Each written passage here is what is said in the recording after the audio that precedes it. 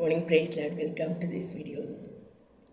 இந்த வீடியோ நான் கோயம்புத்தூர்லேருந்து ஒரு ரெண்டட் ஹவுஸ்லேருந்து நான் பண்ணிகிட்ருக்கேன். நான் கோயம்புத்தூரில் தான் நான் படித்தேன்.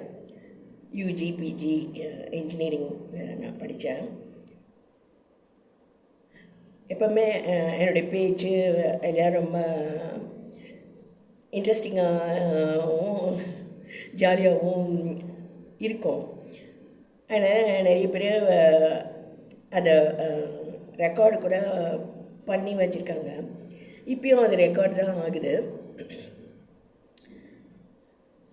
கர்த்தர் என்னை ரட்சித்து யூஜி முடிவில் கர்த்தர் என்னை அபிஷேகித்து பெரிய தரிசனத்தை கொடுத்து வேலூருக்கு ஊழியக்காரியாக அமைச்சார். ஊழியக்காரங்களை யாரும் பொதுவாக விரும்புறது இல்லை. அதாவது வெளிச்சமான நிலைமைகளை நம்ம யாருமே விரும்புறதில்லை. மறைவிடங்களை நம்ம விரும்புகிறோம். ஒளியை பார்க்கிலும் இருளை அதிகமாக நம்ம விரும்புறதுனால தான் கர்த்தர் நம்மளை ஆக்கினை கொள்ள தீர்க்கிறாரு. எங்கள் வீட்டில் சொல்லுவாங்க, எங்கள் தாத்தா வீட்டில் தான் நாங்கள் வளர்ந்தோம். பார்த்திங்கன்னா அந்த பரலோகம் போல் வச்சுருப்பார் எங்கள் தாத்தா. ஜெபிச்சுட்டே இருக்கிறதுனால சாத்தா அங்கே உள்ளே வரவே மாட்டான். அதில் பரலோகம் போல் இருக்கும். எல்லோரும் தமாஷா பேசி சிரிச்சுட்டே இருப்பாங்க. 8 மணி ஆனால் நான் வந்து அழ ஆரம்பிச்சிடுவேன். அதனால் என் பேர் வந்து 8 மணி சங்குன்னு வச்சுருந்தாங்க. அது மாதிரி அடுத்தது வந்து 8:15 அப்படின்னு வருது இல்லையா, அதனால் 8:15 லட்சணமே அப்படின்னு அதை தமாஷ்க சொல்லிகிட்டே இருப்பாங்க. 8:15 அப்படின்னா தமிழ் எழுத்துக்களில் வ அப்படின்ட்டு வரும். அவலட்சணம்னு டைரெக்டாக சொல்லாதபடி 8:15 லட்சணமே அப்படின்னு சொல்லுவாங்க நம்ம வீட்டில். அதுபோல் எப்போதும் தமாஷாவும் சிரிப்பாகவும் இருக்கும் தாத்தாவின் வீடு. ஸோ அப்படி வளர்ந்த நான் வந்து அது ஏன் அவலட்சணம் அப்படி சொல்கிறாங்கன்னா, கர்த்தர் சொல்கிற பாருங்க, ஒளிப்பிடத்தில் சிலர் செய்யக்கூடிய காரியங்களில் சொல்கிறது கூட அவலட்சணமாக இருக்குது அப்படின்ட்டு. அதுமாரி யோசேப்பு வந்து பார்வோன் கண்ட சொப்பனத்தில் அவன் வெளிப்படுத்துகிறான் பாருங்க. கொழுமையான பசுக்கள் 7 பசுக்கள் வந்து முதல்ல நதியிலேருந்து ஏறி வந்ததான். அதுக்கப்புறம் அவலட்சணமான 7 பசுக்களை அந்த கொழுமையான பசுக்களை வந்து விழுங்கி போட்டது அப்படின்னு சொல்லிட்டு இருக்கு. ஸோ அவலட்சணம் அது பாவத்தின் நிமித்தம் வருது. எப்பயுமே வந்து நான் அழகில்லை அப்படின்னு சில பேர் நினச்சி தற்கொலை வரைக்கும் போகிறாங்க.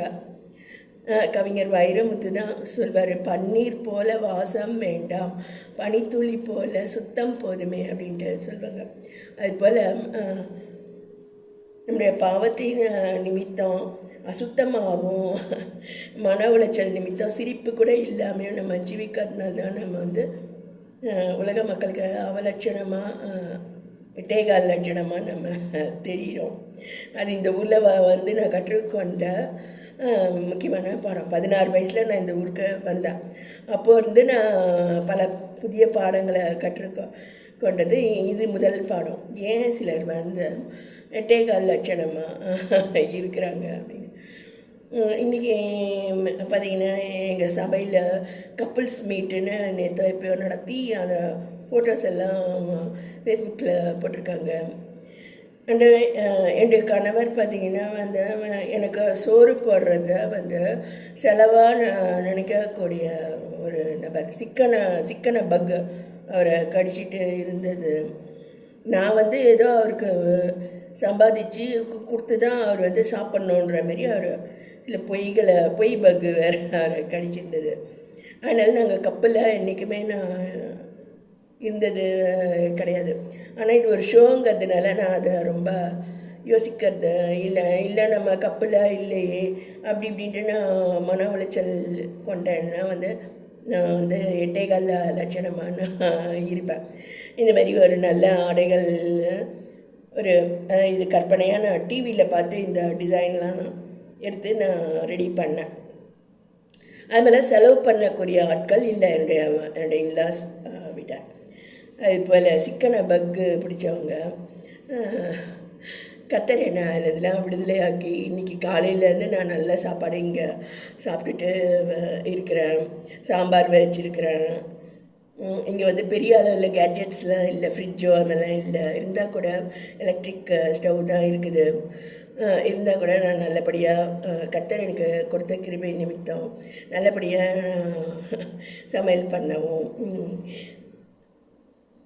என்னுடைய ஆடைகளை ரெடி பண்ணவும் சுத்தபத்தமாக இப்போ நான் சாப்பிட போகிறேன். கத்தர் எனக்கு கிருபை கொடுத்ததுக்காக நான் அவருக்கு நன்றியாக இந்த சாட்சியை நான் சொல்கிறேன்.